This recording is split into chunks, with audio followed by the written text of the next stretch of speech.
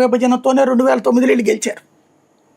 నియోజకవర్గాల పునర్విభజనతో వాస్తవంగా అప్పుడు ఏం సాధించిందని కాంగ్రెస్ గవర్నమెంట్ నియోజకవర్గాల పునర్విభజన ద్వారా తమ ప్రత్యర్థుల సీట్ని చిన్నాభిన్నం చేసి కొత్త నియోజకవర్గాలు అయ్యేటప్పటికి అప్పటికప్పుడు 29, 28 ఆ లెక్కన ఇచ్చింది వీళ్ళు లిస్టు. అప్పటికప్పుడు అనేటప్పటికి ప్రిపరేషన్ లేదు కదా చాలా మందికి, అట్లా గెలుచుకొచ్చారు అప్పుడు చాలా మంది. అట్లాగే ఇప్పుడు ఫర్ ఎగ్జాంపుల్ హైదరాబాద్లో మల్కాజ్గిరి పుట్టుకొచ్చింది, ఎవరికి తెలుసు అక్కడ అంతకుముందు సికింద్రాబాద్ హైదరాబాద్ ఇంతే కదా సీట్లు. మల్కాజ్గిరి పుట్టుకొచ్చింది, కన్ఫ్యూజన్ అంతా. ఇప్పుడు అప్పటిదాకా ప్రచారం చేసిన ఏరియా నాదో కాదో తెలియదు, కొత్త ఏరియా ఏంటనేది తెలియదు.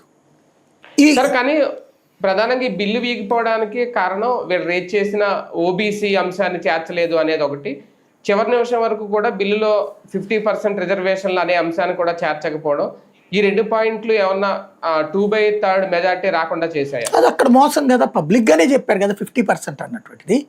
బిల్లులో ఇంకా ప్రత్యేకించి అదేంటి మనంగా చెప్పకూడదు దాంట్లో లెక్క ప్రకారం. దానికి ఒక కమిటీ వేయాలన్నది కాన్స్టిట్యూషన్ ఉంది. రాజ్యాంగం ఏం చెప్తుంది, నియోజకవర్గాల పునర్విభజన అనేటువంటి కమిటీ ప్రాతిపదికనే ఉండాలి, ఆ కమిటీ సిఫార్సు మీద ఉండాలి. ఇప్పుడు మనకి శివరామకృష్ణన్ కమిటీ వేశారు ఎలక్షన్ ముందు, ఇదే రాష్ట్ర విభజనకి డైరెక్ట్ గా తీసిపడేయచ్చుగా, విభజన చేసేయచ్చుగా, ఎందుకు చేయలే? రాజ్యాంగం ఒప్పుకోదు విభజన చేసే